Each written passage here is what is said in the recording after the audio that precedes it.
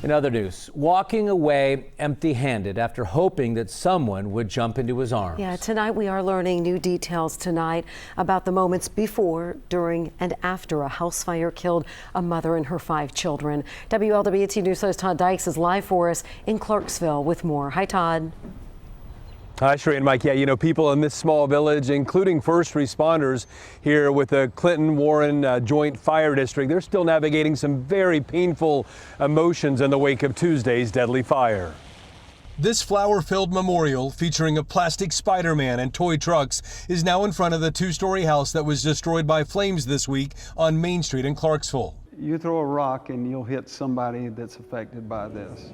The memorial and various fundraising efforts reflect the pain community members have been feeling since flames killed Brooke Gordon and her 5 young children.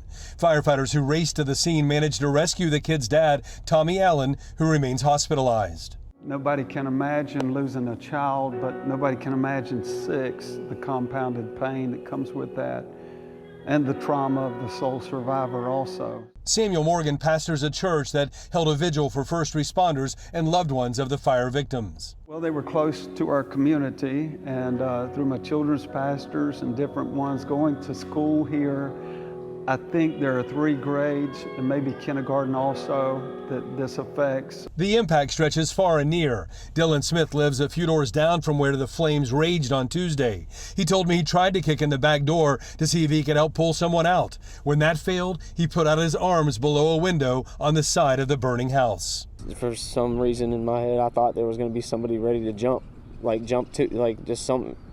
Like I was looking for an opening or a window or something or somebody, but there was just nothing but flames, and it had overtaken the upstairs so bad. And still no word as to what caused Tuesday's deadly fire. Now, we knew that several firefighters were hurt battling the flames, but officials said today that 4 had to be treated for electrical shock burns and other kinds of burns at a local hospital before being released with what are considered minor injuries. Reporting live tonight here in the village of Clarksville in Clinton County, Todd Dykes, WLWT News 5.